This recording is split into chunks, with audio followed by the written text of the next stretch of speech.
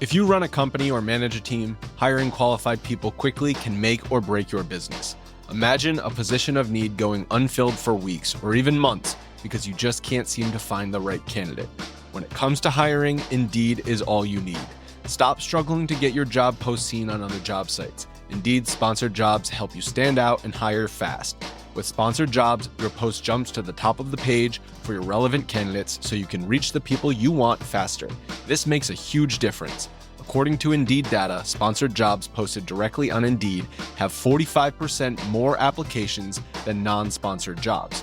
Plus, there's no monthly subscriptions, no long-term contracts. You only pay for results on your job post. Just in the last minute that I've been talking to you, 23 hires were made on Indeed, according to Indeed data worldwide. Now that is fast. There's no need to wait any longer. Speed up your hiring right now with Indeed. Listeners will get a $75 sponsored job credit to get your jobs more visibility at Indeed.com/BWN. Go to Indeed.com/BWN right now to support this podcast. Indeed.com/BWN. Terms and conditions apply. That was a big distraction. I shouldn't have done that. No, I think you should have. It was very funny.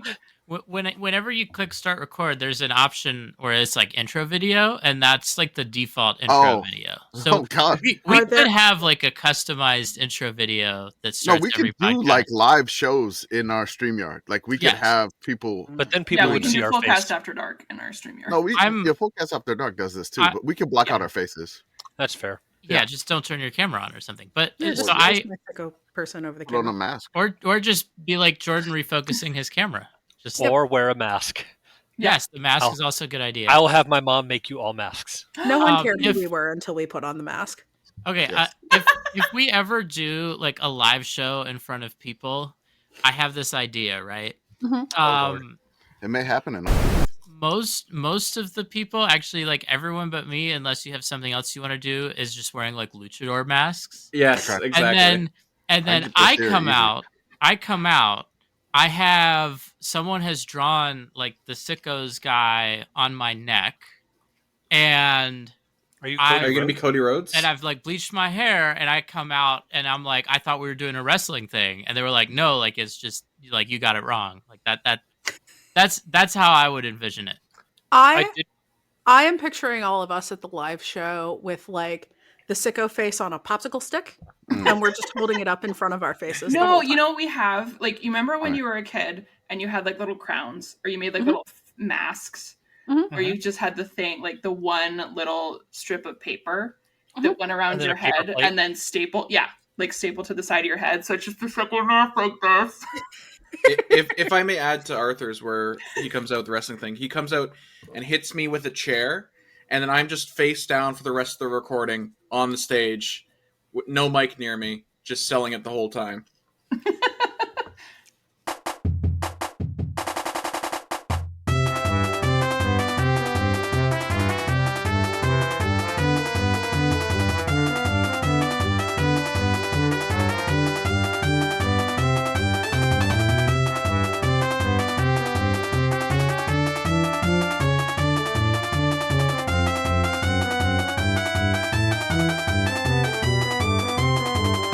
Welcome, everybody, to the Sickos Committee podcast. This is your podcast for Sunday, February 2nd. That means happy Groundhog Day to all who observe. Today. It is today. In important rodent dispatches from Pennsylvania, Phil is a father now. This is his first Groundhog Day as a dad, so congratulations, Phil. Unfortunately, he saw his shadow, and it snowed here in the land of Pitt Girl, so more winter, because that's all the great news that we need right now. As always, well, no, not as always, as occasionally, I am your hostess, Pitt Girl. Tonight I have with me Commish, as usual, and Arthur on the ones and twos, and a panoply of special guests because Jordan and Beth are both not available tonight.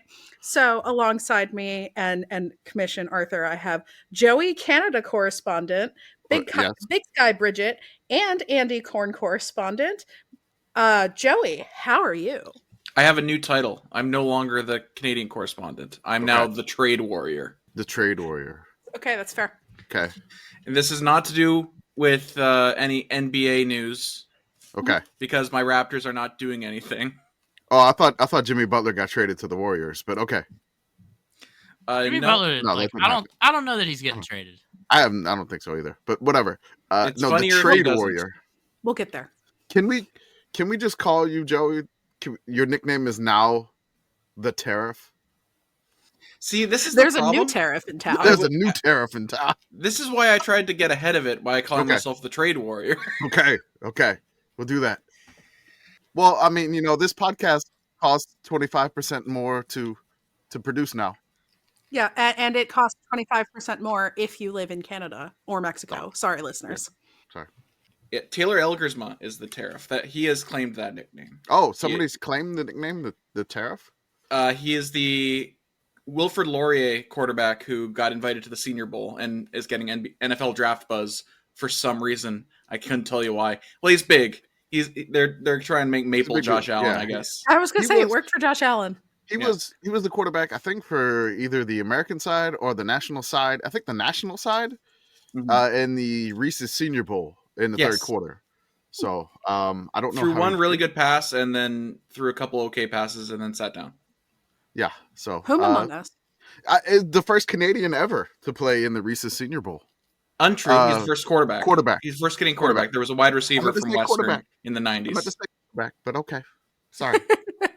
Anyway, I'm just trying to think of a Canadian named Terry that I could do a pun with, but I keep thinking of like Valterif Botas, but that's a different cold place. It's Terry all up north somewhere. If you wait long enough, we'll probably be able to use that one too.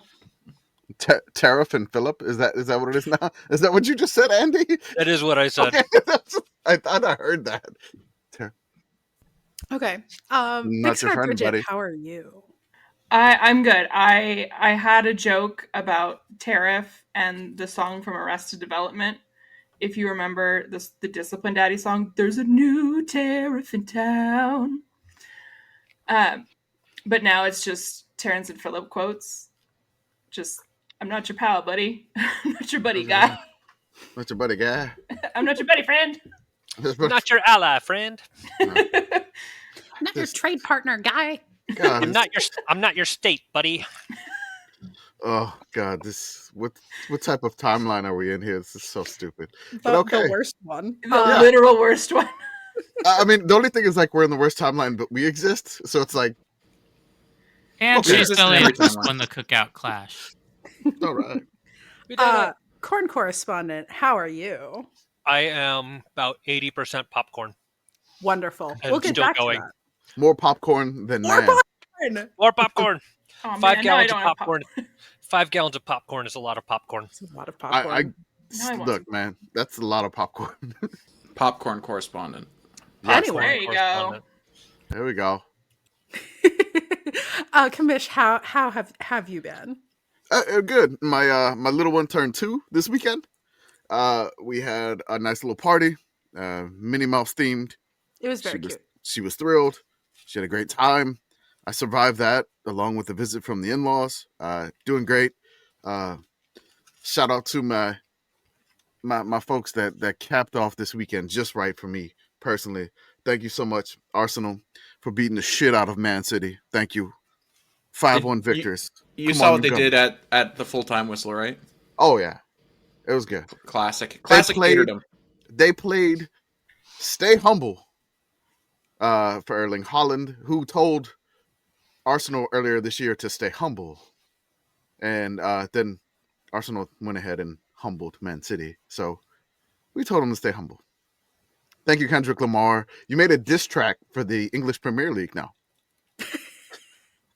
I'm just glad he's focusing his efforts elsewhere.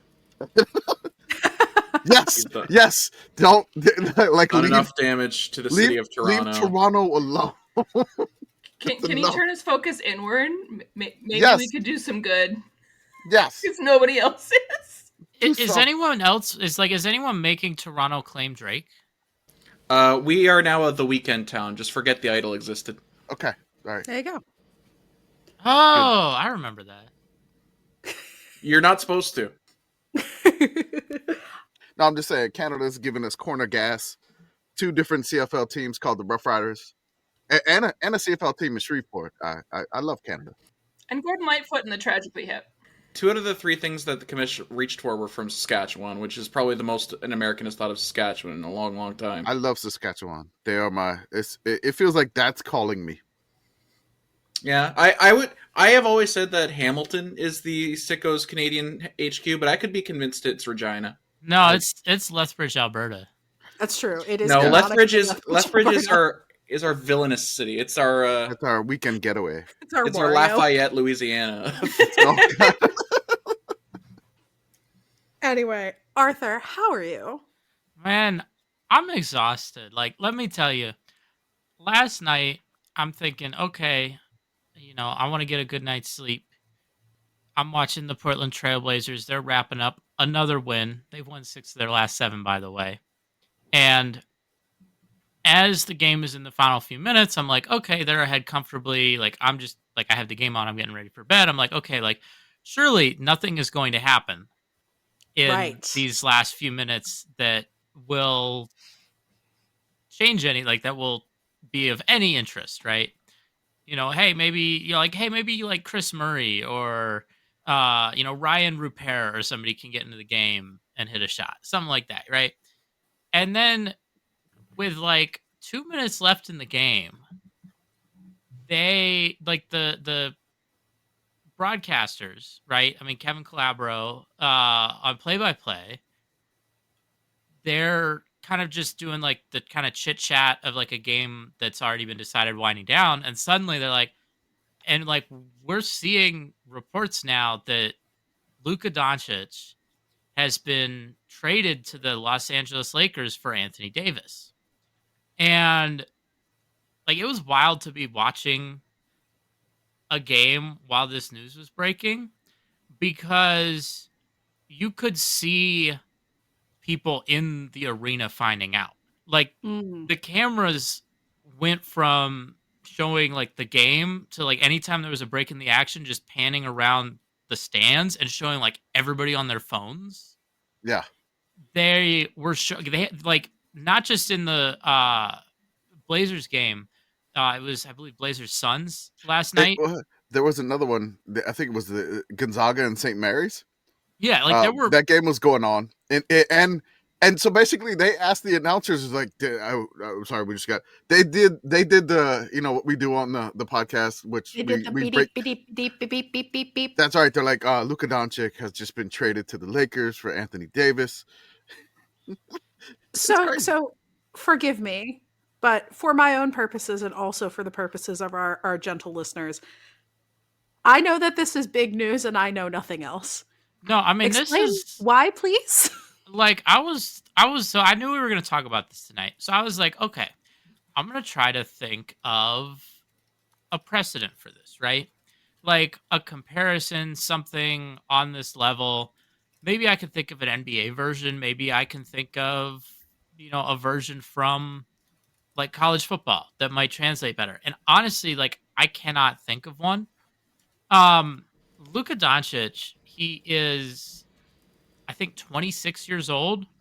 He is very much either in his prime or even just entering his prime. And I think it's probably a consensus that he's a top 5 player in the NBA. He's a perennial MVP candidate. He won't get MVP consideration this year simply because he's ineligible because of the new games played rule. And he has missed some time this year with, I believe, a hamstring. It was one of those muscles down in the legs. And he strained it and he missed enough games that he's not going to qualify. But this was not a situation. We've seen players of his caliber change teams in free agency, right? I mean, we remember LeBron with the decision, and LeBron's actually gone back and forth in a couple different teams. We've seen guys like Kevin Durant in recent times. But this was not the situation with Luka Dončić. He is under contract, and he's not even a pending free agent. He's under contract for next season as well. So, in addition to that, there's nothing suggesting that he at all requested a trade or was even aware that it was a consideration, right? Like, this is the Dallas Mavericks with a like consensus top 5 NBA player saying, we don't really want him anymore.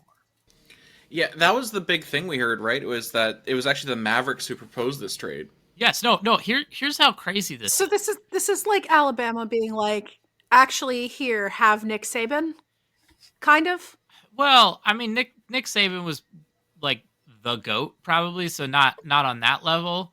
But I mean, like it's hard for me to come up with like a college football example. I mean, it would be like like if Notre Dame like was just like trying to dump Marcus Freeman or something like that. Okay. Like something where it's like this, like he is consensus like top 5, I think. And for them to just say like, yeah, we do not want him. So the Mavericks, they didn't make him available to like the league, right? Like they didn't have multiple bidders. This was not a situation where they put it out there like, hey, we're open to moving this guy. Like, what's your offer? They just called the Lakers and did the deal with the Lakers, which is how it didn't get out. I mean, that was the big shock here, because normally in the NBA, when something happens, there are so many stakeholders involved that there are rumors. Nothing is going to take you by shock, right? I mean, when it comes to trades, when it comes to free agency, like if you had asked anyone in NBA circles outside of the front office of the Dallas Mavericks, and I guess the other teams involved in the trade, the Lakers and the Jazz, if you just asked them like, hey, do you think Luka Dončić is available? Like everyone would have said no. And the initial reaction when this trade broke, because Shams Charania of ESPN, he was first on it. He broke the trade. The reaction on like NBA internet was not like, wow, that's crazy, or like, wow, you know, what does this mean? It was, wow, he must have gotten hacked. Like that's how crazy. Like everyone saw him break the news and were like, okay, that can't be real. And I mean, it turns out it is. There's a couple things I think behind this. Number one, it's just like money. So the Dallas Mavericks, this is a thing I've seen a lot of people talking about. The Dallas Mavericks are no longer owned by Mark Cuban.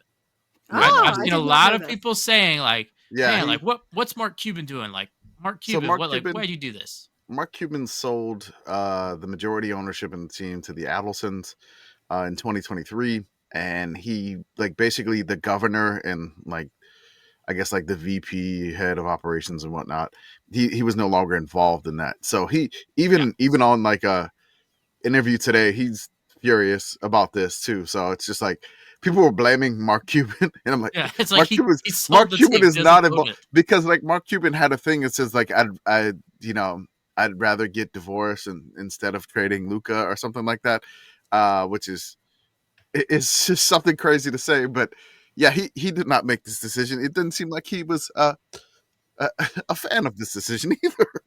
Cuban has in fact put out a statement saying it wasn't him that made this trade already. Right. Yeah, that's right. How you know it's a good trade when people have to distance themselves. Mark Cuban has invoked the Shaggy defense. It wasn't me. I mean, it wasn't. It actually wasn't him. Though. That's the it actually wasn't. Shaggy. They did not catch him on the counter. Or in they the office. Definitely didn't catch him on camera. No, didn't do it.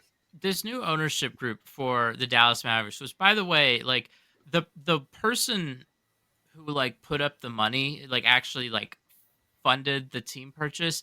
The NBA was like, you are too odious to like actually be the owner. So like there's like a like intermediary that like actually owns the team with her money. We're not going to get it. That's way too political, but you can just look like up that Miriam as a Adelson. concept. More that talking about Canada. You are too annoying. We are creating a holding company for you so that we do not have to deal with your annoyingness. I think it's like it might be like a son-in-law or something. It's basically the owners are affiliated with casinos. Yes. Oh, yes. In Vegas. So those Adelsons. Got it. Her late husband made all of his billions in casinos. Yes. And their play for buying the Dallas Mavericks, right? We've seen some recent owners buy a team because they just really want to be a sports, like A-Rod trying to buy the Timberwolves. He doesn't have a connection to Minnesota, but he just really wants to be a team owner, and they were for sale, right? Yes. Or like Matt Ishbia buying the Phoenix Suns. Like, he's crazy, but he is really into basketball. But for Miriam Adelson, buying the Dallas Mavericks is about her casino business and gambling, because Texas does not have like the apps for gambling. You can't sports bet on your app, right? Commish, you can't do that. So I think there may be a weird daily fantasy loophole. There's like loopholes people try to get to, but like the main stuff, like there's no gambling in the state of Texas unless you're at like a Eagle Pass reservation. Stuff like that. So the whole ploy for her buying this NBA team was not anything about like love of the game or being particularly interested in basketball at all. It's a business proposition to try to get gambling legalized, sports gambling legalized in Texas, and then use the ownership of the team to enter that market strong. There's plans to build a new arena for the Mavericks that's also a casino. And so this whole thing, legit. But basically what I'm saying is like this is an ownership group I do not think is really in it for the basketball. And so when you have a player who is going to make you a perennial championship contender, right? I mean, the Mavericks are coming off a run to the NBA Finals just last season. But if he's going to cost you a lot of money because of how good he is, then if you are not really in it for winning championships, then why would you pay him? If I may, that strategy that you're talking about, the gambling legislation loophole, owning the sports team to exploit that loophole strategy, has been used in professional sports before, very recently. Alex Marulio of the Arizona Coyotes. Yeah. So how did that go? Where's Mavericks that team? Fans? Where's that team? Where's that team now? I mean, like, Mavericks fans are distraught. Yeah. There was funeral, a group man. of Mavericks fans that not only, like, they had a funeral. Someone apparently paid $3,000 to overnight a coffin for them to like show up at the arena today to have the funeral. It was a good looking coffin, right? I mean, like, it is painted in Mavericks colors. I'm watching the clip on Blue Sky right now, and this is incredible. Yeah, I mean, like, it's because like we've seen NBA fan bases when like your player that you love leaves. Like, there's certain players that, you know, a fan base just really has a strong connection with, right? I mean, we saw it right when LeBron, when he first left Cleveland and went to Miami. We saw like Kevin Durant leaving Oklahoma City. Man, like, people were really upset about that. And Luka going to the Lakers is kind of a move on that level. Like, he might not quite be as good as like LeBron or Kevin Durant, but like, he's pretty close. And for him to for the move to be not the player leaving, but the team just being like, no, like, we're gonna get him out of here. By the way, the spin that the team is trying to put on this is that they didn't think like his conditioning was good enough. Like, which admittedly, like, has been like some of Luka Dončić's rep is that, like, you know, he gains a bunch of weight in the off season and then like he has to like play himself into shape once the season starts. But, you know, also it's the NBA season, which, I mean, we know how people feel about the NBA regular season. And when we get to the playoffs, Luka Dončić has been available and been really damn good. Like, he is just coming off a season where he led the Dallas Mavericks to the NBA Finals. This This is wild. Thank you for explaining it to me. Before we hop off this, I do want to note that there is another name that I, NBA non-knower, recognize in this graphic of the details. Shout out to Jalen Hood-Schifino, who was briefly at Pitt at one point.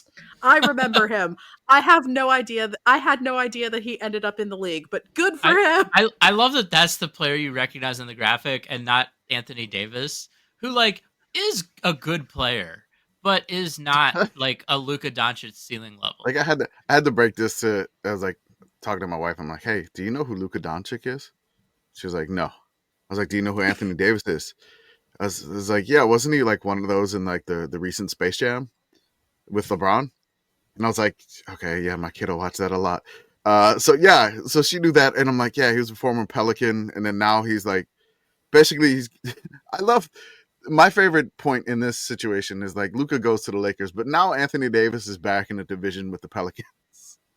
Anthony Davis. That's funny to me. Shout out to him for his like he was a one and done player in college. He went to Kentucky, but he's one of the best like college basketball one and dones that I've ever seen. But yeah. He's not Luka Dončić. Like he's good. He's not Luka.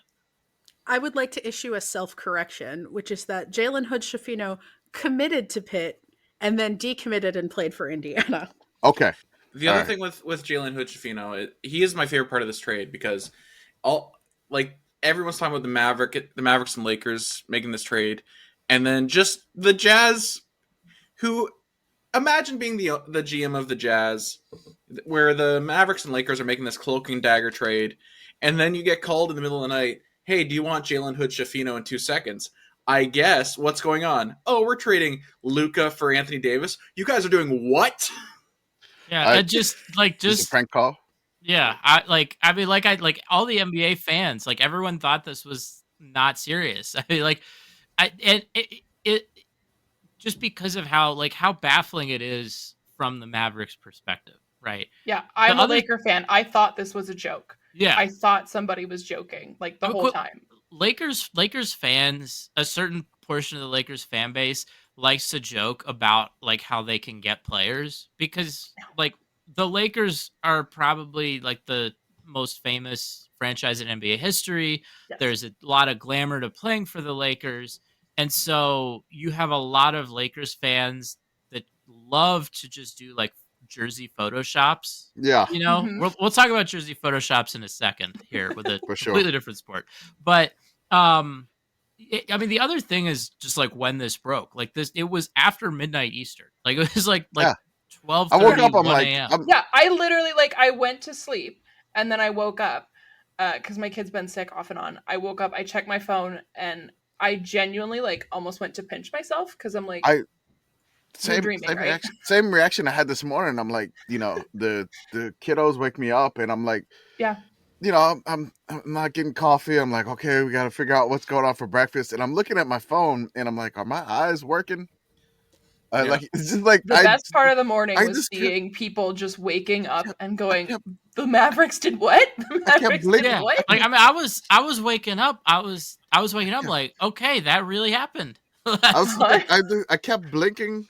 I'm like, okay, my eyes not focused right. Am I just like, I can't read my phone? It was just incredible. And that's how incredible it is that we're talking about it on a college football podcast.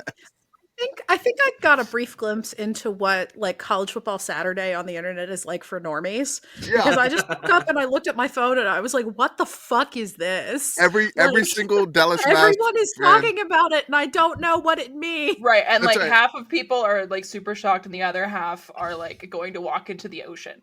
Yeah, again, all Dallas Mavericks fans were just saying, "Oh no, disaster! What a bad idea."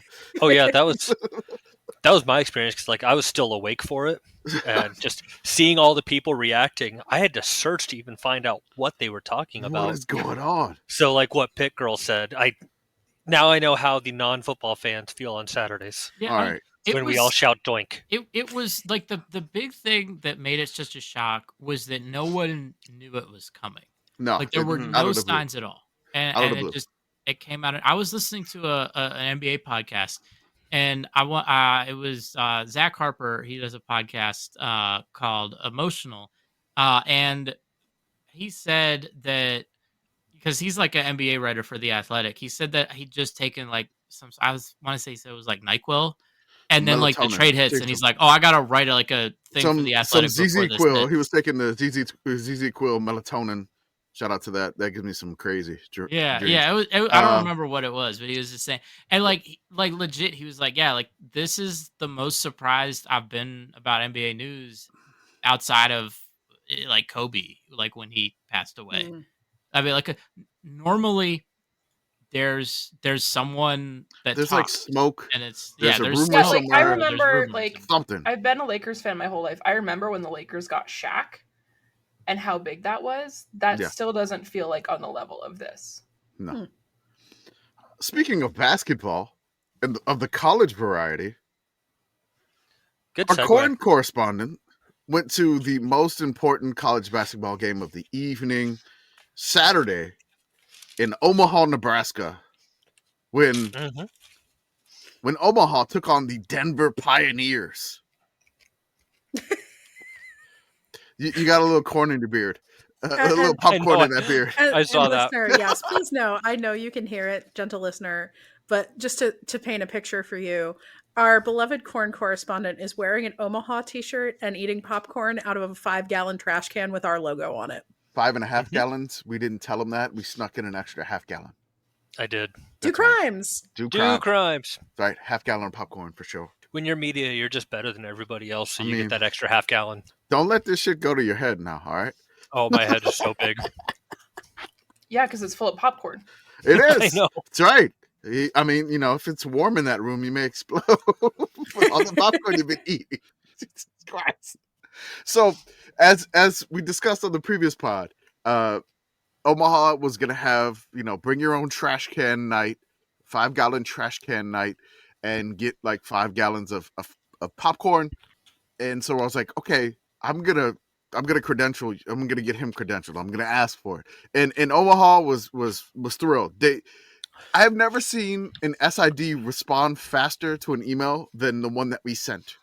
Oh, they freaking love us. It was just like, I was like, hey, our Corn Correspondent lives in Omaha and we're looking for media credentials. And I'm talking about like as soon as the email sent, like I hit refresh and we had a reply back. Yes, we'll do this. This is what you do. It was. Yeah, he was waiting for our email. Seriously, I incredible. I was like, what?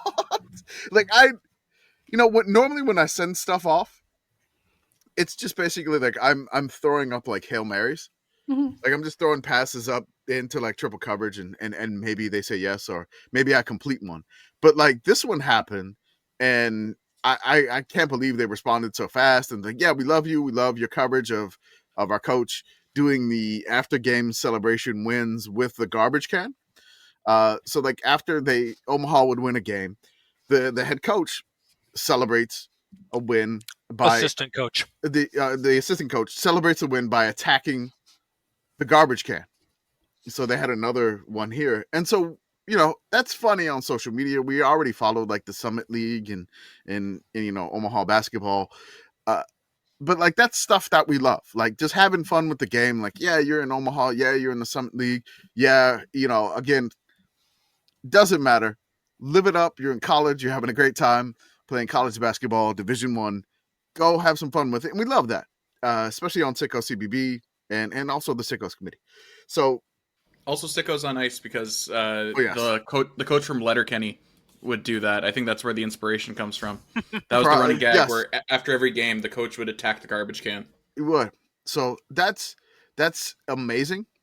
It's fantastic. And we love it. So as soon as we sent this, they replied back like, yeah, okay. And so Andrew, the Corn Correspondent on location in Omaha, tell us about your experience and we'll harass you and grill you on it too. Oh God. Yeah, it's going to be fun. Yeah, no, it was a great time. Like I said, they freaking love us as the Sickos committee.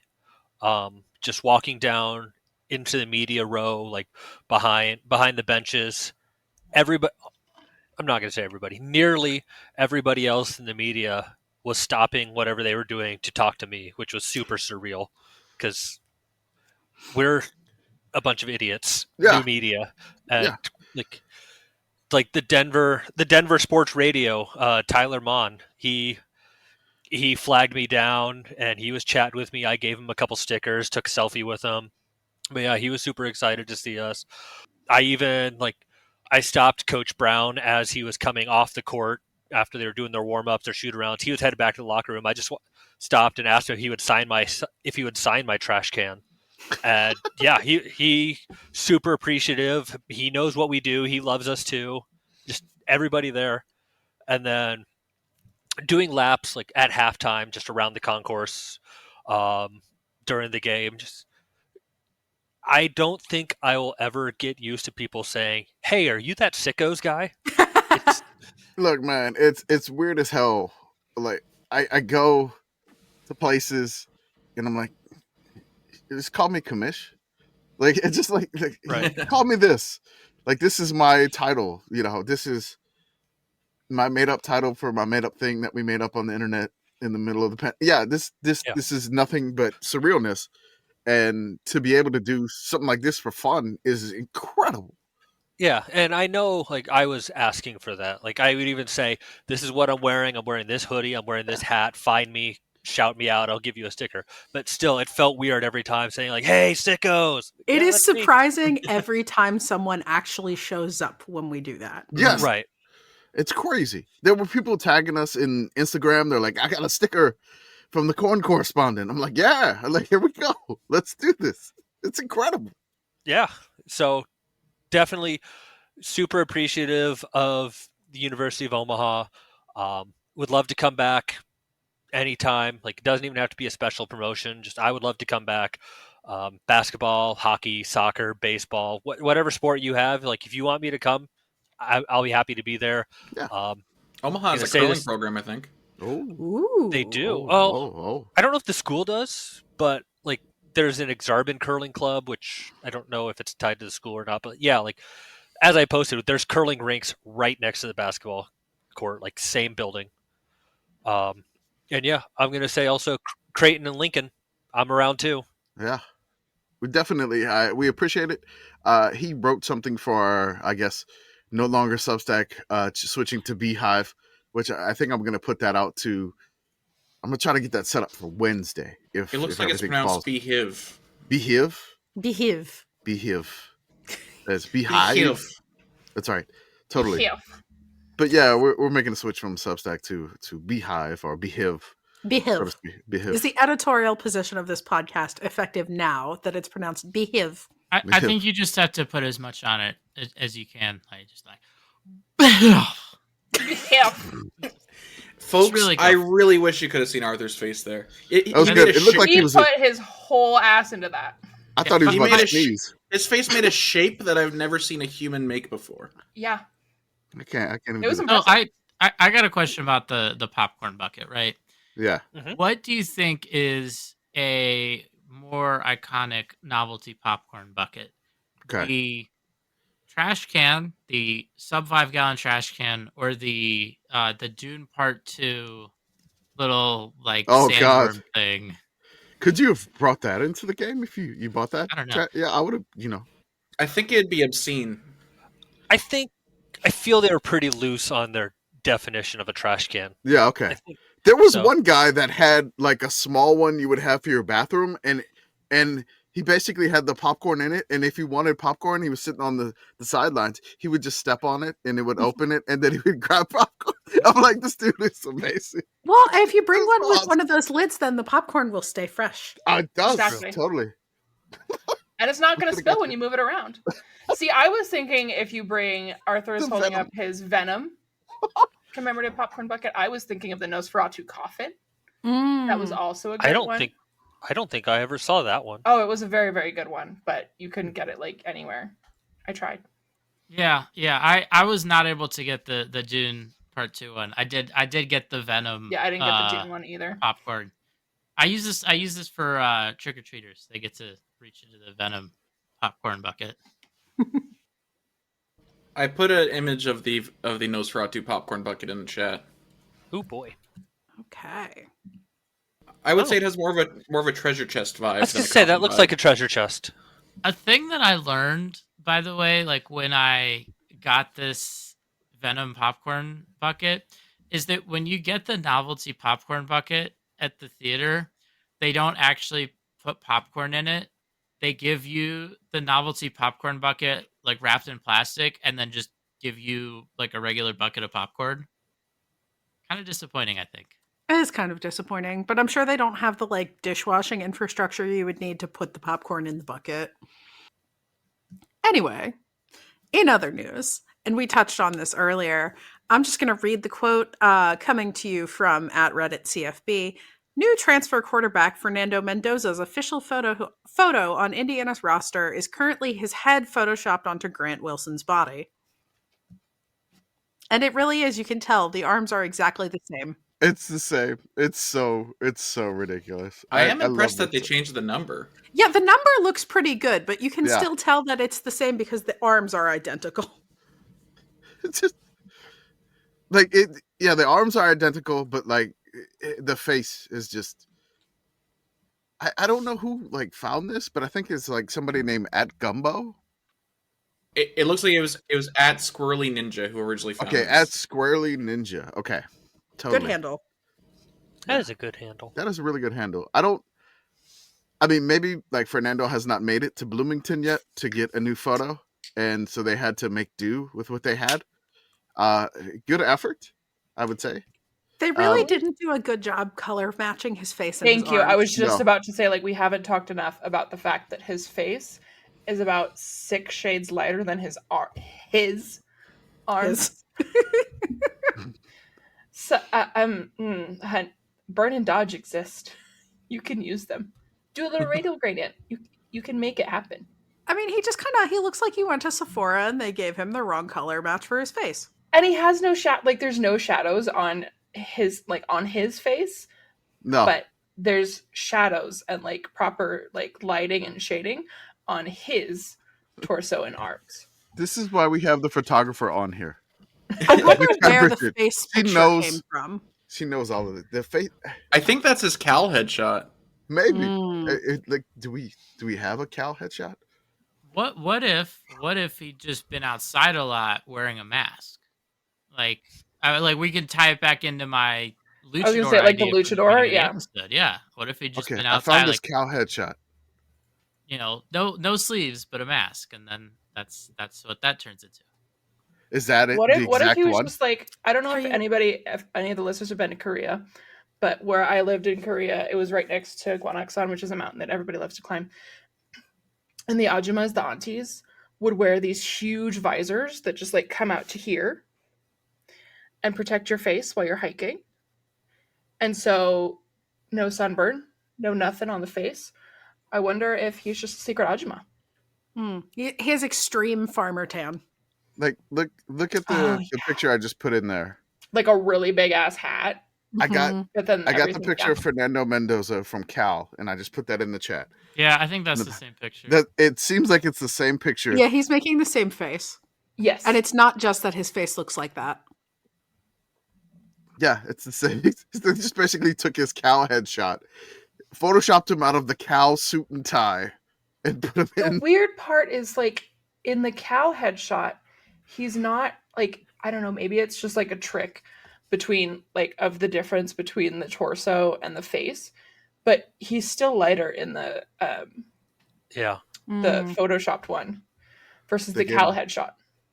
They gave him airbrush glamour shots. Seems like the background of the Cal photo is actually also not quite white, but the background of the Indiana photo is like white.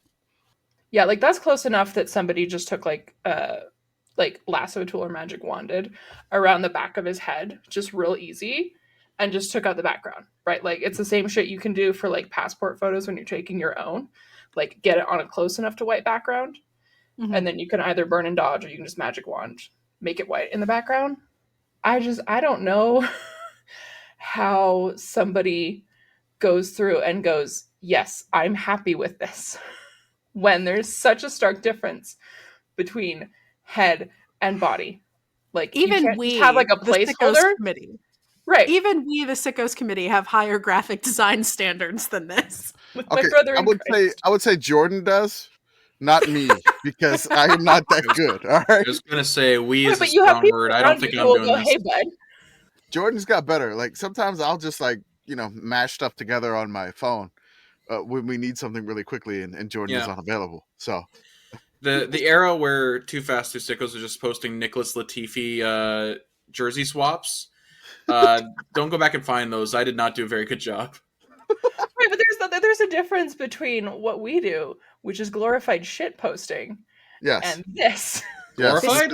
Bespoke memes just for you versus the official website of Indiana football. There's a reason that I stick to posts like, here's what it would look like if the Lakers acquired D'Angelo Russell. Because it already happened. Yes. It's happened multiple times. Yeah. It may happen again. Who knows? The trade deadline is not over.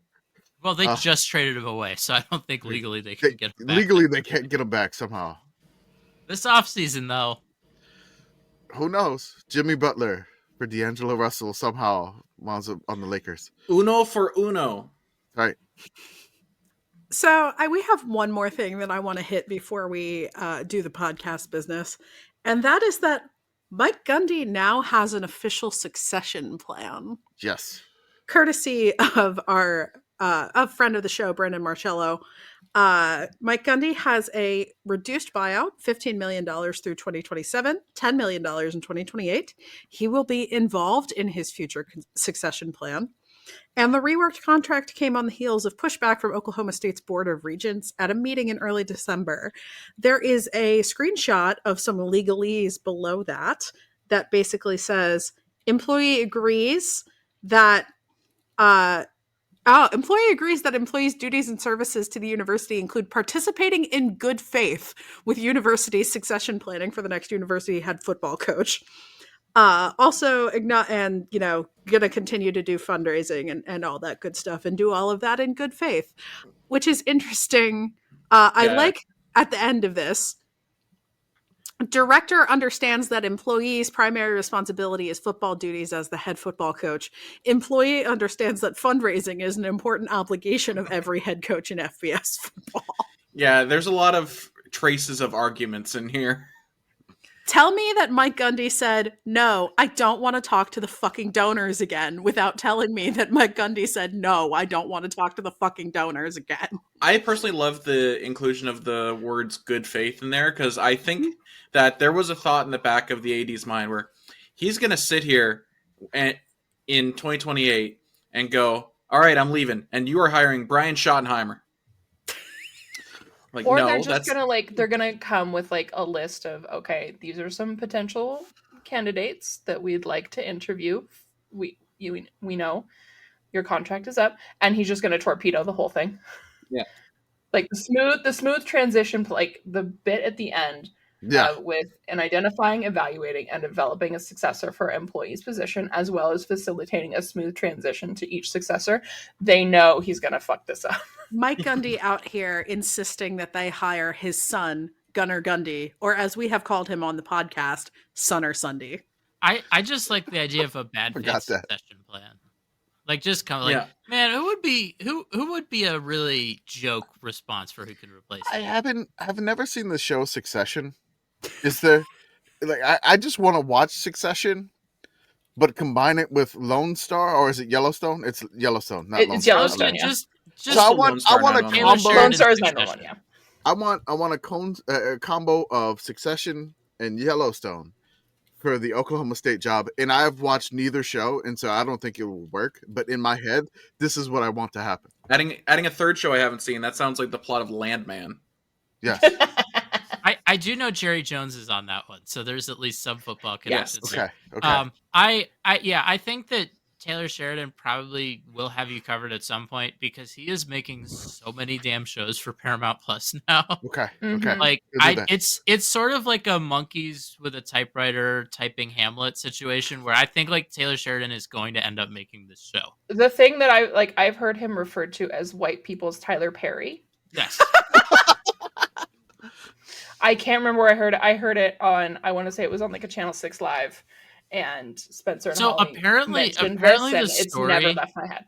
Like, apparently the reason he's making so many TV shows now is because, like, so a big thing with Yellowstone is that they film on location, like at a specific ranch, and the actual down in ranch, Darby. the actual ranch came up for sale, and the reason there are so many Taylor Sheridan shows now is like it's just he is trying to afford the ranch. I'm gonna make so many TV shows that I could buy a ranch in Montana. Okay, yeah, I get it. I get the dream. That's the end game of this podcast, isn't it?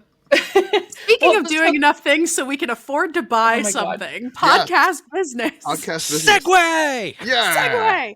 Segue! I'm just out here like doing the meme where you've got the two signs and the car is just like hard right onto the exit. That's us going to do podcast business right now. So as Commish mentioned earlier, we are moving from Substack to Behave, which is basically the same thing as Substack, but better. Better tools and more customization for us, and also muttering about things that I will not elaborate upon on this show. But just know that the Patreon is going to be the same. Your experience between Substack, you as a subscriber's experience between Beehive and Substack should be about the same as well. We are importing your contacts and all that good stuff. So you'll keep getting emails from us. It's just going to come from a different place. Yeah. Commish? We're basically just moving it because if we decide to wind up doing this full time, Beehive or whatever we're calling it now, has a little bit better creator tools, and then also I'm gonna say that Substack takes a huge cut of any type of subscription compared to Beehive or Behave, and that if we're gonna do this full time, that platform's better. Also, there's way more customization. Like Substack is just like here's these. This is what your font looks like. Behave is like, hey, I could have like font. Do you want Georgia font? Do you want Garamond? How about Helvetica? I could have different fonts. I could have different color backgrounds. I could have, there's a certain friend of the podcast and friend of the committee, Matt Brown, is on Behave and Beehive. And I can't say it the other way. It's like the GIF thing. But really, we're going to move over there, and due to a couple of different reasons, and if we ever do this full time and we ever want to do writing full time, which I produce about one a week, and I have more in the backlog. Brigit, I promise you, I'll get those photos out there as soon as possible. Just like there's so much stuff, I'm forgetting everything. But really, if we do this full time and we do like paywall some of our posts, the way to make the most money there, the Patreon is staying the same. Mm-hmm. Patreon's staying the same. There is no connection between Substack or Beehive or Behave with the Discord server. So that is still staying the same. Everything's still staying the same. The only thing is the written word of the commish and the committee and the Corn Correspondent and Brigit and Joey doing the not so, the way too early Sickos 700. I fixed the computer. It shouldn't be random this time. It might be random again. I have to check. Yeah, so if you want to do that, everything is going to be the same on the Patreon side and the Discord side. That's still the same. That's still the same subscription. We may create some new tiers if we try to do this full time. We're still kind of just like, spare time thing and everything like that. But side hustle, pet project, passion project, whatever you want to call it. But if we ever decide to just go for it, which we're leaning more and more that direction because which this environment sure is very conducive to it. But if we do it that way, that's why we're switching to Beehive. So it's just basically you're going to get the different blog. It's going to look a little bit different. There's going to be some color involved now. There will be some pictures. There's a lot less limitations. And then, if we do the paywall on that side of things, we get a bigger cut instead of the Substack folks. So that's why we're doing it. Yeah, so we got that. But as Commish said several times, and keep in mind, the Patreon is not changing. It is still just $5 a month. Buy us a coffee and come hang out with us in the Discord. That's right. Buy us a 5-gallon garbage can. Do I need to send you money for this, Andy, by the way? If you want to, I'd appreciate it. Okay, sure, I'll do it. That's what the money is for. That is what the money is for. That's what the money is for. Whatever, if you're part of the Patreon. As a lawyer, Commish, you are not paying for the popcorn refills. Those will get pricey. Okay, the refills, no. But the garbage can, yes. It is First a business advertising expense. There's a sticker on it. But yeah, you got to pay him for the printer ink as well. He's got such nice little signs taped onto it. Material and supplies. We'll just say $6 and call it even. Venmo's him right now. Do I have your Venmo? You might. Okay. I don't know. Say it out loud on this. The little popcorn emoji that you would send for like, what's this for, would actually be useful instead of just like, I don't know, I'm just going to use the popcorn emoji. Do I have money in the Sickos? Like Venmo? There's always money in the Sickos. I do. This is some exciting audio. Oh my god! This is exciting audio. Look at us having money sitting around in our Venmo. We're rich. We're not collecting interest on that. Like Venmo's collecting interest. You got to take that out. Yeah. Anyway, so yeah, the Patreon is still a thing. Help us go to basketball games and buy trash cans. It's good and cool. You can hang out with us in the Discord and talk about stuff if you do. As always, check out our link tree in our Twitter/Instagram/Blue Sky profiles. We got discounts for things. If you like coffee and tea and other stuff, there are coupon codes in there. So check it out. Additionally, check out our merch store. We've got a whole bunch of stuff. We have "Oh no, disaster" and "Linear time was a mistake" stickers now. We have beautiful coffee mugs that say "Oh no, disaster, what a bad idea" in like live, laugh, love type script on them now. Beth just got one. I saw a picture of it. It looks awesome. She got the big mug. She got the big mug for big disasters. If you subscribe to the Patreon, we do have paywall things. Check out the podcast behind the paywall. I don't know that we have a lot of those coming out right now, but there's a backlog, so check those out. There's a ton. Nothing like lined up yet. But we have a back catalog of cool stuff. For sure. We have YouTube, we have Instagram, we have Twitch. Joey does things on the Twitch sometimes. Arthur's going to as well. Arthur's going to as well. Y'all can work. I don't have all the details, but I have decided that I want to try to counter program the Super Bowl because I feel like I'm a bigger deal, you know? Mm-hmm. And Arthur's also a bigger deal than the puppies in the Puppy Bowl. I don't know about that. Arthur, I tried. I'm not that good. So check out our Twitch, including next Sunday during the big game, TM. Check out Message Board Geniuses podcast. They go where we dare not go. And last but certainly not least, our best friend, one of our favorite sponsors, because we do have a favorite sponsor, Home Field Apparel. I am wearing my Thick Six t-shirt today. I see, we got a UW shirt. We got Idaho State. We got some good stuff on the show tonight. So License Omaha, Home Field. Anyway, License Omaha. You got great new hockey jerseys, Home Field. I will reiterate my request from last time that if you're going to do hockey sweaters, you should license RIT. Pretty please. Anyway, listener, if somehow you are listening to us and you have not yet ordered from Home Field, click our link in our bios on our various social media platforms and then use code yes, yes, that's 3 ha's for 15% off your first purchase. And with that, we're going to get back in the show. Update from Adam Schefter. Wow, we're doing a lot of non-college football things today. But wait, it's college football related. Oh, so it is. Former Eagles head coach Chip Kelly is being hired as the Raiders offensive coordinator. Per me and at Pete Thamel. I love that. I am citing myself in my own tweet. I, Adam Schefter, am citing myself. Schefter's the king of that. Per me. Gonna do that in my next academic paper and see it how reminds it goes. Me of that one picture is like by Mark Jacobs, designed by Mark Jacobs, whole bunch of Mark Jacobs, and that's what Adam Schefter does. Per me, and it's not even per Pete Thamel and I. Per me, he's got to be first. He's got to be first. He breaks it first. The Raiders are very much grammatically correct. Okay, they're the most boy king organization in the league, which is really something considering Jerry Jones is in the league.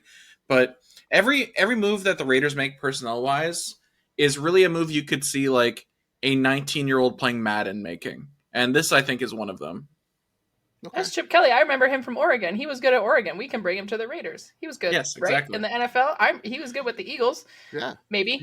He just won a national championship. He's national championship. He's at Ohio State. He's got a championship pedigree.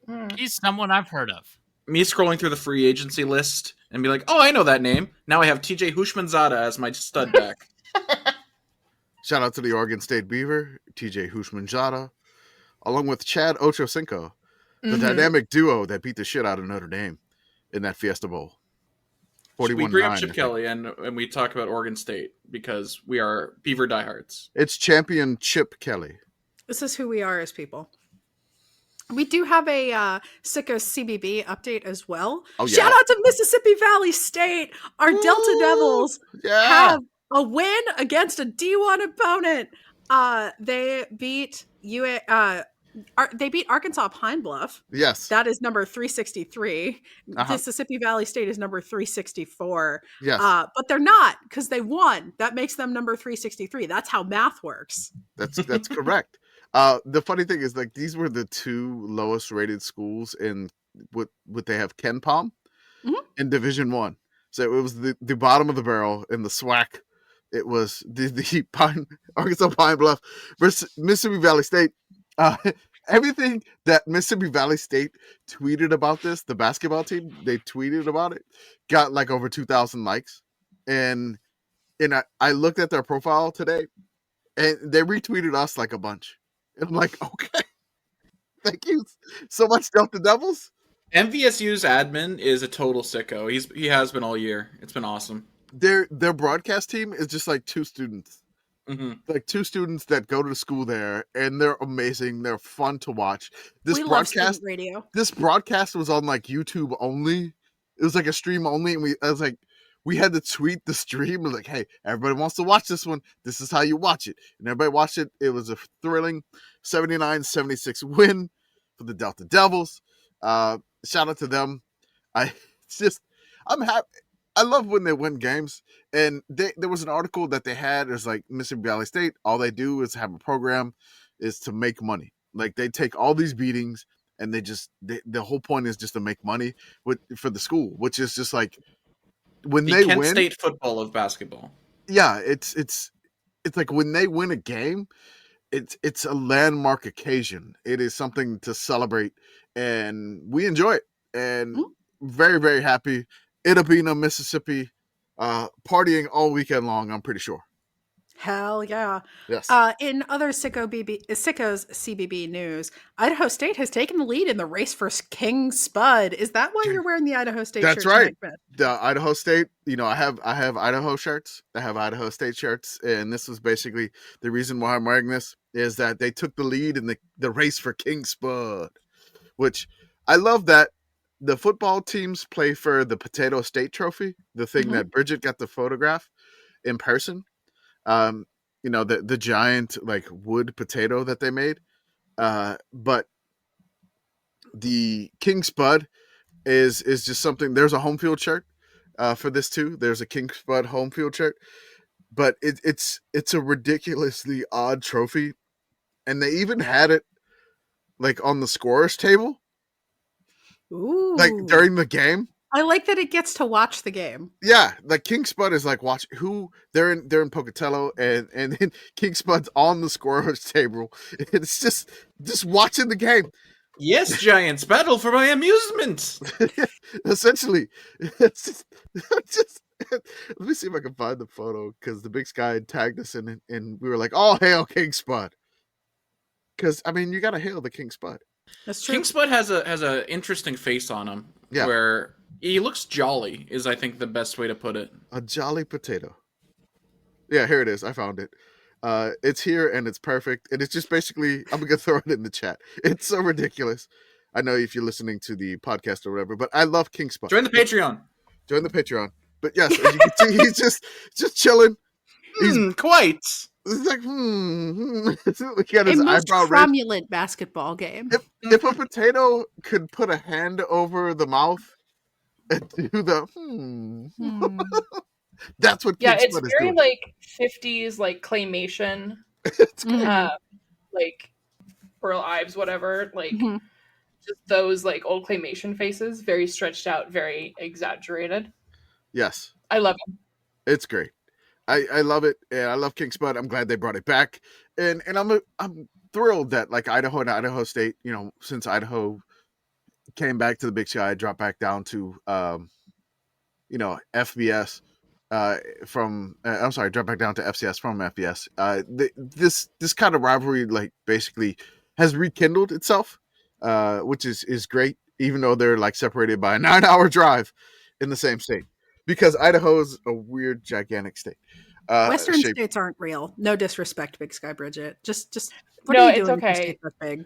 Yeah, Western states are real because that's where season 1 of Jet Lag the game happened. I'm going to say Western states are really square shaped, except for like Idaho. That's why they were able to Montana's got that bit there. that looks like Larry King. Yeah. I've never heard that. Okay. Pennsylvania, handshake, Montana, almost rectangular. Missoula, you're on with Larry King. Welcome to Larry King County. King County's in Washington. Oh. Womp womp. So, in other news, we are a little late to this news, but that's okay because so was the ACC. The 2025 ACC football schedule has finally come out. We have this lovely chart with the whole schedule in it. Arthur, you said you had, quote, some stuff here. Yeah, but like we're running so low on time right now. I don't want to do it. Basically, okay. I was just really amused at how late at night the ACC did their football release. It's about the same time they did it as the Luka Dončić trade. Yeah, I mean it was like the way you kind of news dump something you don't want people to find out. Like you're embarrassed of your football schedule, so you're like, oh, maybe if we drop it later tonight, no one will notice. Like it was 5 p.m. news dump, but 4. No, it was like after 9 p.m. No, but you know what I mean. Like where it's just like, we're just gonna bury this. Are we trying to be welcoming to our West Coast members by doing this, perhaps? I mean, that's still way after 5 p.m. out there. It's true. It's true. Yeah, just don't let anyone know that we've got SMU and Cal playing on Rivalry Week. Nobody look. No. I will say one thing before I hop off this, which is that looking at this grid, there is one thing that jumps out at me, and that is that on September 20th, GT is playing Temple. Yes. I think Pitt should play Temple. That's all. Okay. Oh, didn't they had the coach that went from Temple to, what was his name? I forget. Wait. That went from Pitt to Temple? No, Temple to Georgia Tech. Oh, Jeff Collins? Oh, yeah, that guy. There was Jeff Collins. I was trying to think, I'd be like, man, there's a coach I've forgotten all about. That. They scheduled that when Jeff was there. They might have. They may have. That might have gotten scheduled when we all thought Jeff Collins was going to work out. It may have happened that way. Yeah, that was a dark time. It was a dark time. As a GT fan, dark time. Okay. When this came out, Pitt also released their schedule. Pitt has been doing fun things with their schedule release for the last few years. It was a couple years ago that they did a Jeopardy thing. This year's theme was pizza. Arthur? Well, okay. I want to say, as much as Pitt has been doing fun things, they've been doing sponsor tie-ins. Like, the Jeopardy thing was not a sponsorship. The Jeopardy thing is like the last thing I remember that wasn't. Like last year, they did it at a grocery store that sponsors them. Okay. This year, they did it at a local pizza restaurant chain that sponsors them. But it's a local pizza chain, man. That's cool, though. Yeah, Caliente's okay. It's not if you must have a sponsored tie-in, this is a fun way to do it. Yes. Yeah, and every game's pizza is different, so yes. I would encourage all of you to take a look at the thread and select a pizza that you are interested in consuming. There was one they did for BC with lobster tails on a pizza, and I was very intrigued by that. I've never had lobster tail with a pizza. That was interesting. I did like that they pulled the crab legs joke for Florida State. That was nice. There was one they had for Georgia Tech, which was like peaches involved, and I was like, I don't know about that. Georgia Tech was hot honey and peaches. Ooh. Oh, that sounds nice, actually. I'm into that. Especially destroy that. Especially like if you grilled the peaches a little bit, so there's some char on there. Yeah, so exactly. there is and some lemon ricotta. I think my favorite one was like I want this now. The wolf pack Yeah, the NC State one is the NC State one is probably the one not fun but just delicious one. Yeah, that was the one I was like, I want to eat that one the most. The fun and possibly delicious one is the Syracuse one, which is fried rice, oranges, and orange chicken. Like, that sounds fucked up. Let me try some. Yeah, I was like, let me get a few edibles and eat the Syracuse pizza. I would be remiss if I did not acknowledge Game 3, the Mountaineer Special, which is a pepperoni roll that costs $13.09. Hi, Beth. I know you're listening. This is mean. This is mean to do this when she can't defend herself. Okay. I have nothing further to add. We don't have a ton of time, but I just wanted to bring up that at the Royal Rumble, during what is probably going to be the most viewed part of the night, Alexa Bliss's return. Spoilers, I'm sorry. I won't spoil any winners.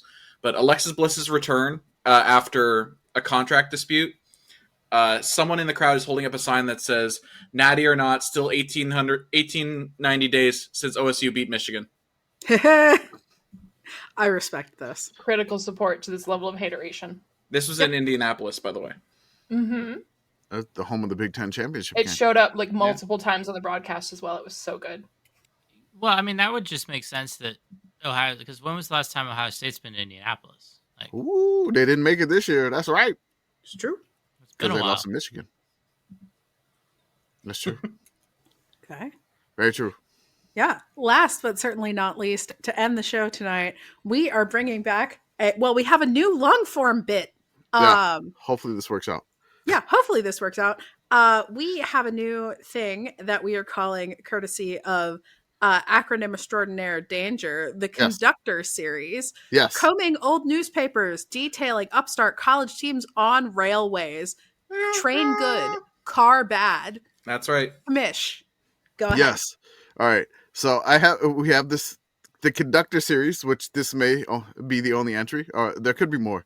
There's a few other ones I found, but this is the one that I wanted to start with.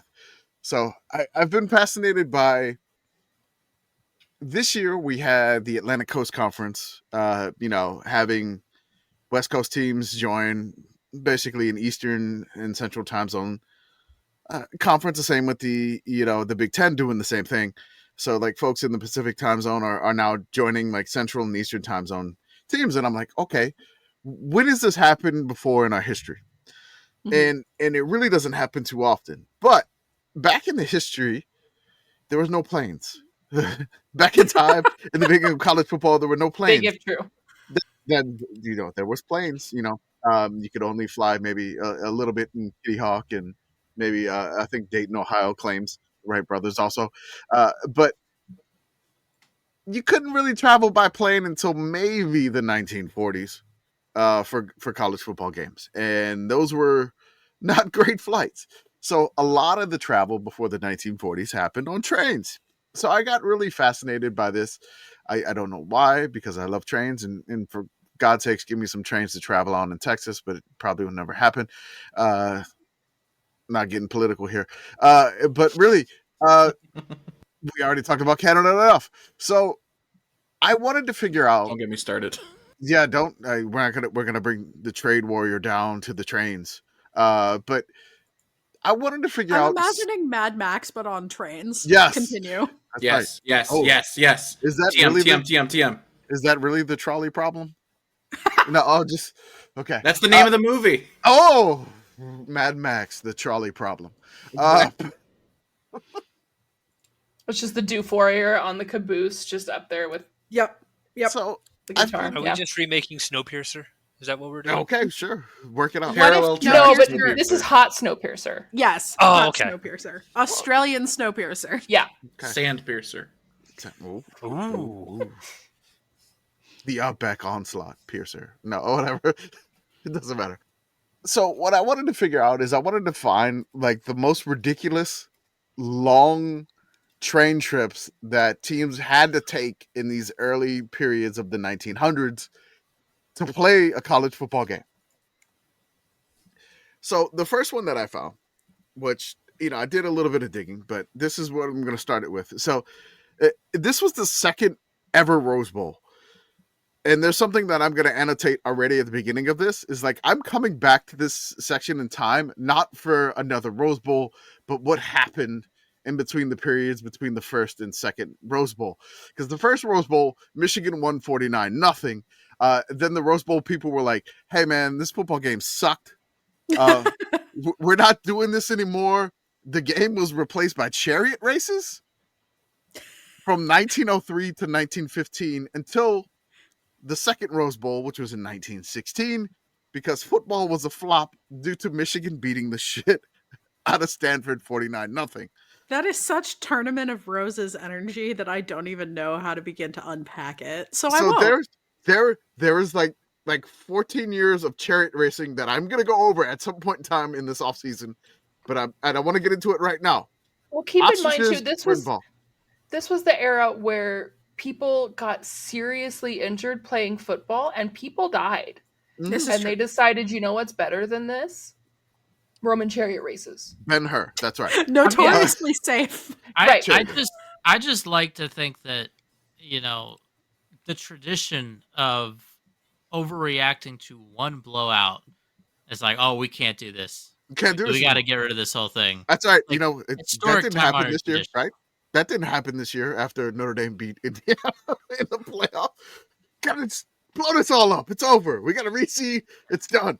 We got to have 10 years of chariot races before we have another college football playoff. The college football playoff chariot races. Ryan Dade riding a chariot. I will note this before we go back into this. I went into it a little bit. At 1 year, there were ostriches involved. We'll continue on from there. I'm just going to leave it at that. Everybody's face. Ostrich chariots? Ostrich? We're going to go back to this. But we're talking about trains right now. We're going to go back. I know I got everybody sidetracked on the chariots, but we're going to go back. You got everybody sidetracked on the rails for the only time in our lives because we're talking about trains. We're on the rails. Talk about trains. We're a little sidetracked from the chariots, and then you just go, oh, also hard left turn, there were ostriches. And then now we're just going to turn this whole car around. We're going to turn this whole train car around. We're going to come back to the trains. I'm pulling the track switch, and we're going back on the train track. Whoa! That's right. All right. So, you know, first football game flop, right? 1902.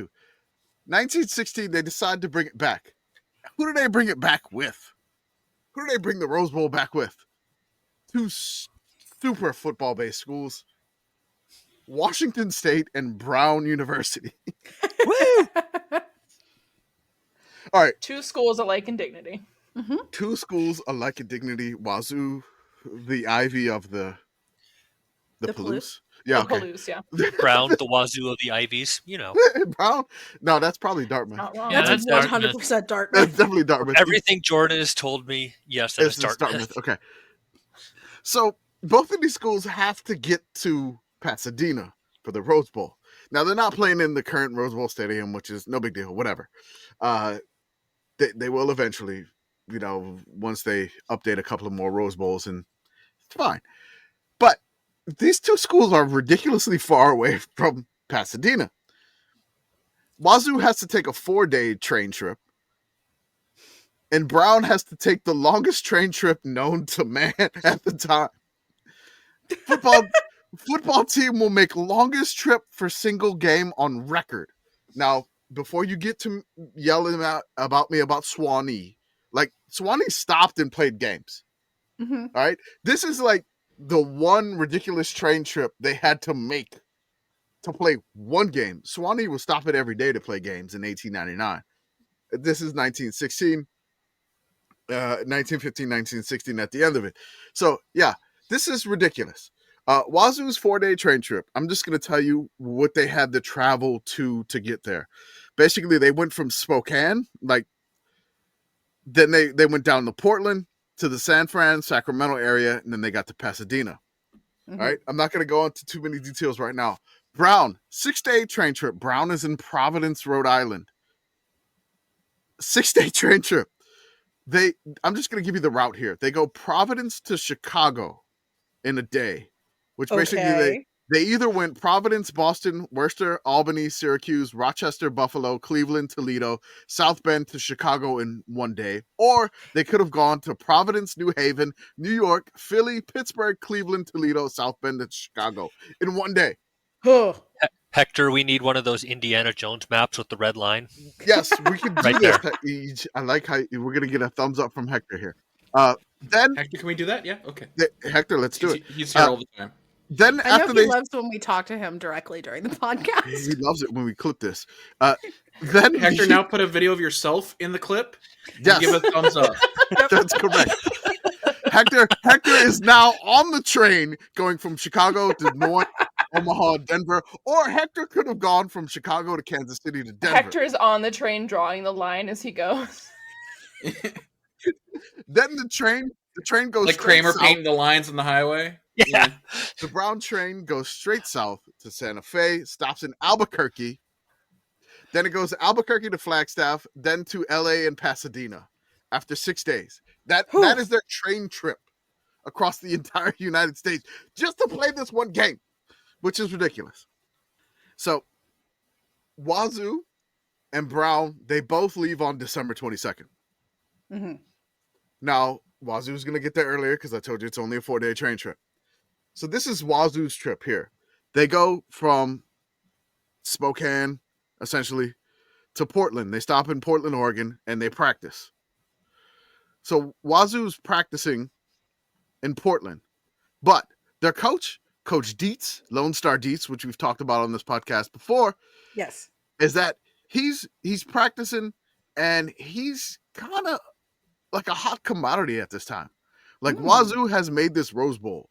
He's got some heat on him right now. He's rumored for like jobs in Nebraska. He's rumored for other things. And in every single time that they stop for practice, which they stopped the next time, he's calling his team fat and overweight. And he just really insults the crap out of them. He's like negging his own team. He is negging. So he had Luka on his team. So he had Luka. Like Luka was overweight. Friends, is a callback. That is.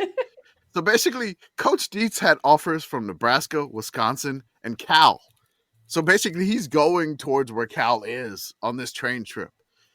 And so he's doing this. It's ridiculous that, and in the newspaper, he's like, yes, it is true that I have received offers from the Middle Western institutions, but there is little chance for me to go to Nebraska. It doesn't pay to step in the shoes of a coach who is leaving a wonderful record behind him. So he doesn't want to go there. You don't want to be the guy after the guy. No, you don't. I mean, yeah, ask Kalen DeBoer. As for other institutions, California... Hire us to be the guys after the guy. Right. We'll do it. He goes, as for other institutions, California, Wisconsin, and Washington State College, I won't say now just where I will be. On January 1, I shall notify my present school where and what I intend to do this next season. So basically, if you could have coaching rumors while you're on a train, you got them. I'm imagining him having like his own train car set up like when LeBron like made the decision. Mm-hmm. And then he just goes, yeah, I'm taking my talents to Omaha or whatever. So this is smart. He's like, yeah. After he gets like done in Portland, he's like, hey, we may have a workout in San Francisco. I don't even know if we're going to train in San Francisco or whatever. I don't know if we're going to do this. He has no idea. He's like, and then like Nebraska still's like, University of Nebraska wants Dietz as coach. And then there's like newspapers is like Lone Star Dietz, sensation of West. Sport followers in this section of Pennsylvania are particularly interested in the outcome of the football game to be played New Year's Day between Brown University and Washington State College 11s because William H. Dietz. And I'm like, and then there was a thing. This was a paper from Carlisle, Pennsylvania. Oh, hey, yeah. I know that place. And it's and there's like headlines of like H.L. Douglas has signed with the Pirates. He was tipped off by Pittsburgh management by Honus Wagner. Oh shit! Yeah, Honus Wagner. If you don't know, that's probably the baseball card guy. Yes, indeed, the baseball card guy, the Hall of Famer, the baseball card guy, the most expensive baseball card. Yes, he comes up in this in this Carlisle, Pennsylvania op. So this is what Lone Star Dietz said about his team. And the subheading of this article just goes, pessimistic. And it's this quote, besides, we're all out of condition, loggy, fat, and out of shape. That's it. Unquote. End of quote. Sorry, not unquote. This is how Coach D talked about practice yesterday. And all the time, the Washington players were running around the field like millers and showed no signs of tiring. Even as he spoke, they passed him. Great, big, fleeting shadows that laughed as they went by. The men did not look as Dietz described them. And down in his heart, the wily Native American expects to see Brown humbled and mauled. So they even, like, the newspaper's like, nah, man, this guy is negging his own team, as you said, right? Mm-hmm. Sorry. There's another article as they go from Portland to San Francisco in the Sacramento area. Subheading, boys still too fat. The boys are too fat to suit Coach Dietz, and he plans on making them dig when they strike land for a week's stay. So basically, as soon as he gets them to Pasadena, he's just going to make them dig, like get shovels and start digging. He's going to turn them into 49ers? Like, is that what we're redoing the Klondike Gold Rush? But in reverse? I think he just needed to get them to meet up with Tony Danza. I mean, this is 1916, right? You got to work on your fortifications. It's very important that you have a quality trench. They were big into trenches in the 1910s. They were. It's incredible that he's doing this. So he gets them. They finally arrive, and Dietz is kind of like upset that they're there in Pasadena like early. Mm. And Coach Dietz, basically, he was just talking about, he's like, I got to keep these guys focused. I'm not worried about them and the sorority women in the area. He's like, I can't have them distracted by the California sorority girls. Yeah, instead they're just going to be distracted by the ostriches from the chariot races. The chariot races, they're loose. They're loose. Somebody get them. Not the women, the ostriches. Sorority girls or the ostriches. Yes. One note here that I noted on this travel, Coach Dietz was like, on this train trip, he was like, we're not bringing a tanker of Pullman water on this train trip. Oh, that classic Pullman water. That's right. He's not bringing, he's like, fine, we'll just drink the California water. We're fine here. And I'm like, as we all call it, Pullman, the Ames of the West. That's, true. The Palouse is known for its water. So they decide not to do that. So they're in Pasadena. It's 27. It's December 25th. They arrive on Christmas Day, and they got a week. And basically, Christmas Day they arrive. I'm imagining they're digging like Christmas trenches. So, that's where Merry Santa Christmas. Merry Christmas. Start digging for your presents, which is ridiculous, right? Man, I wish this had become a Rose Bowl like Rose Bowl. I feel like they're all about tradition. They're like, like this is a thing that we do. I wish there was like a trench digging competition between the two teams. Yeah. Like instead of the beef bowl, there was the beef hole. The beef hole. No, you idiot! Dig up.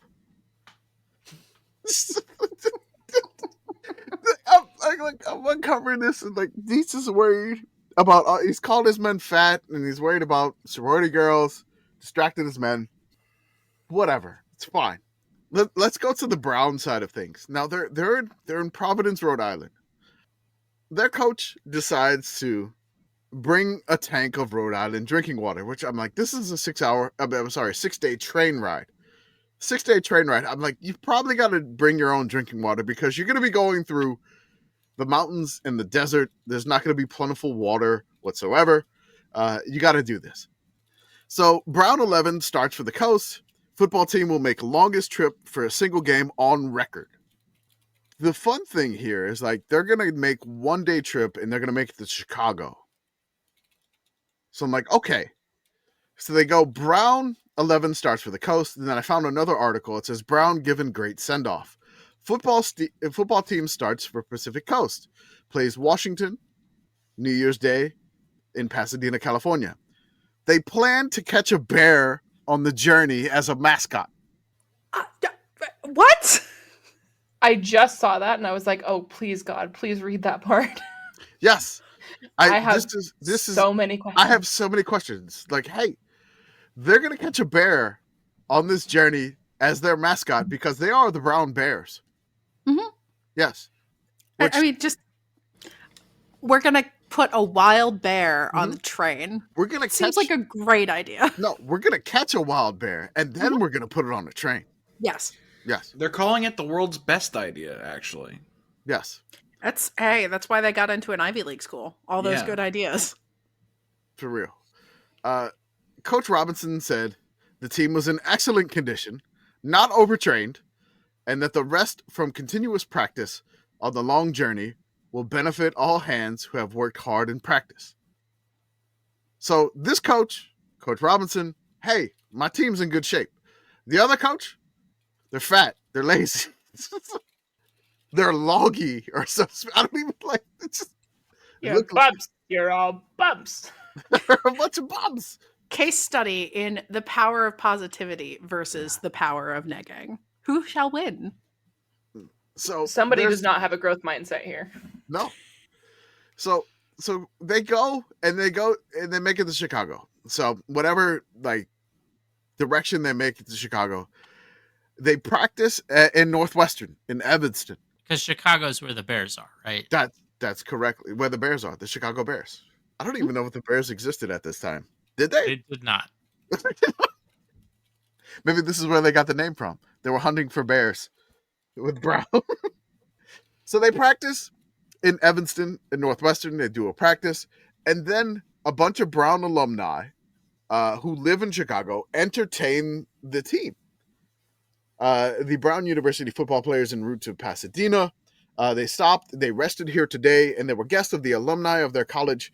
Their afternoon, their team went to Evanston for a signal drill on the field of Northwestern University. The Eastern men resumed their journey this evening.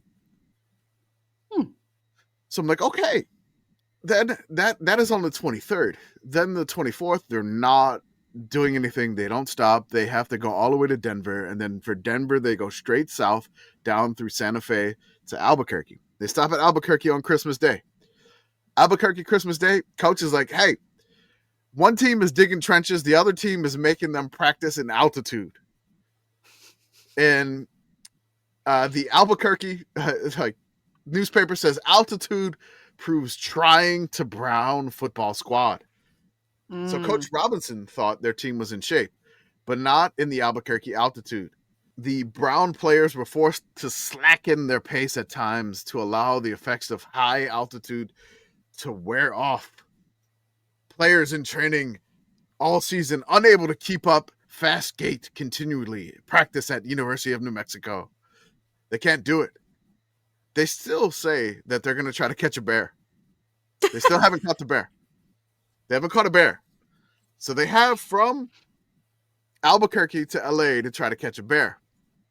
Now, I don't know, the interstate that we have nowadays, like to Flagstaff and through like Arizona, if that's like bear territory. I was going to ask, is that bear country? I feel like there are probably bears in Flagstaff. You would have bears in Flagstaff, yeah. You would think, right? Their best bet would have been in Colorado. Yeah. Flagstaff is like Last Chance Bear. Coming soon to FX, Last Chance Bear. Yeah, Google AI says black bears live in the Flagstaff area. Okay. So. There are forests there in Flagstaff. But they're the brown bears. What are they going to do with a black bear? Yeah, Google AI is never wrong. It's the wrong color mascot.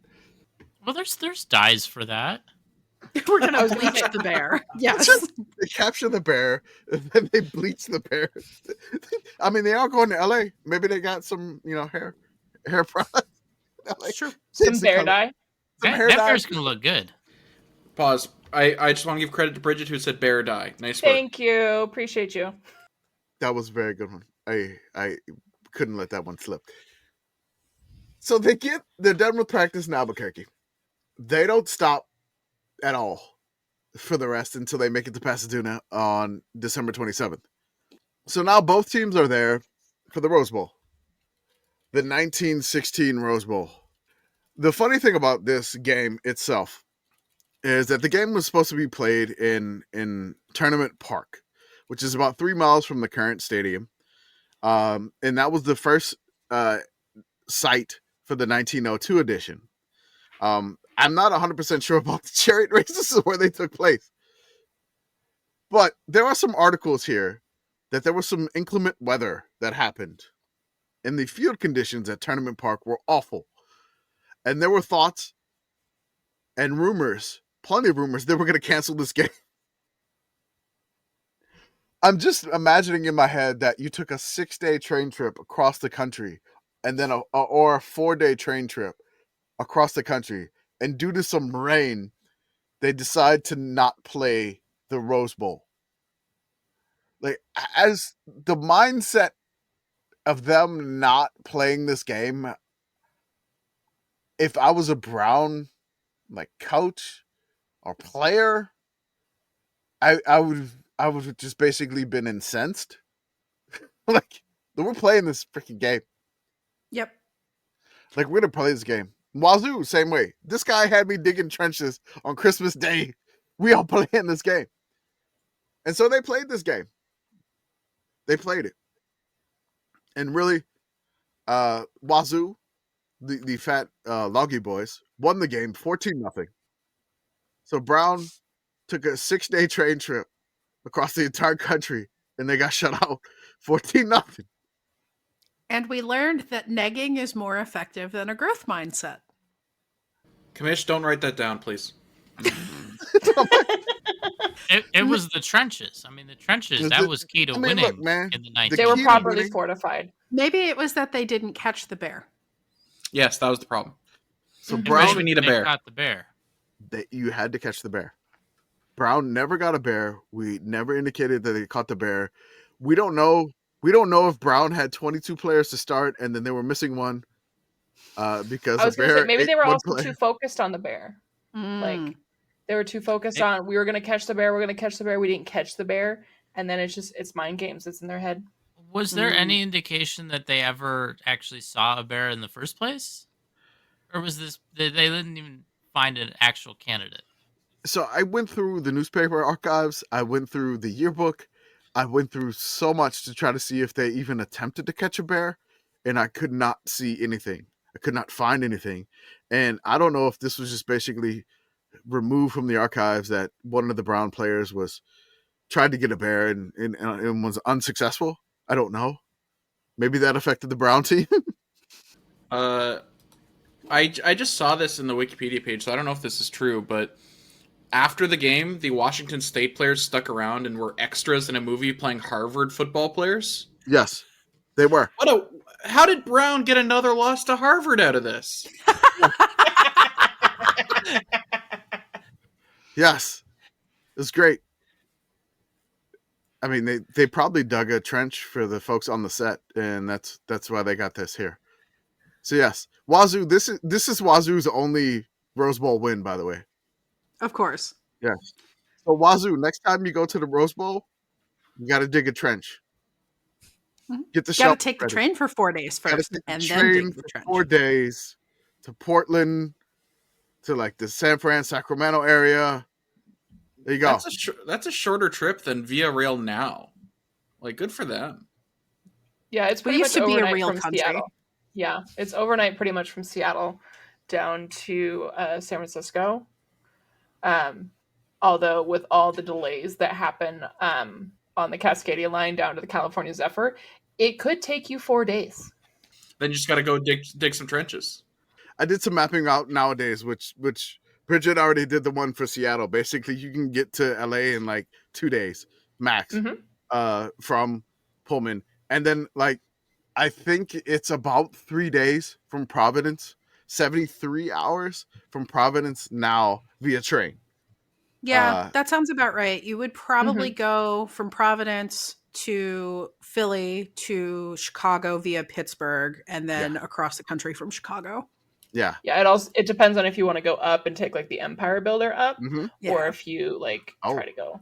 Speaking of the Empire Builder, that may show up later in some future series if we do that again. So it's a very good it's a very good train ride. Readers, you should take that train. There was one that our friend Football Archaeology noted that there was a game between Washington and Minnesota, and there was a dual thing where you could either take the train or drive. So that may be something in the 1940s that I may explore later, along with the ostrich chariot races for this one in the future, because I'm coming back to this area again for sure. It's a rich text. There are so many topics to mine. Yeah. But with that, gentle listener, I think that's about all we have time for tonight. But thank you for spending some time with us. Those of you who are listening from Canada, we do appreciate you paying the extra fees to listen. And you guys know where to find us. Same bat time, same bat channel. One more thing about the movie that the Wazzu Cougars got to appear in as some extras. Do you know how much they made? I don't. $100. An NCAA impermissible amount. That's right, $100. What was the name of the movie? It was the extra film, the Tom Brown of Harvard. So they didn't even have Brown as extras in the Tom Brown of Harvard. That's just disrespect. So what I'm hearing is we have a new movie for our list of Sickos movie night. For Sickos movie night. Okay. Where is it streaming? I don't know. No, I'm gonna find Criterion Collection. I don't know. I mean, regarding the tariffs thing, I mean, we're just gonna open up a new business model here of podcast bootlegging. I'm bootlegging Canadian audio. Let's see. Apparently, there are a couple. Do we want the 1918 one? It's a 1918 film, is what we're looking for. That's the one. Because apparently, there's also a 1926 one. The Wikipedia page for the 1918 one specify that it features Washington State and Lone Star Dietz. Yes. That's the one that we want. Googles things. Is it a talk? People are big fans of Flickos, by the way. When we talk about movies. We could do a regular thing like Nextlander of like Patreon exclusive movie chat podcasts. Those are always fun. Is the show still going? As well. Yeah, the show is still going, unfortunately. I mean, if we want to talk about some scores, I finally got around to seeing Conclave today. That was a great score. Oh. You got the vaping cardinal? I missed him when I watched Conclave, and I don't know how I missed him. Wait, really? He's like a big part of the movie. Like the way they talked about him, I kind of thought that like he would just be like a side character, but like he's like one of the main contenders for the papacy. I must have gotten distracted and looked away when he was actively vaping.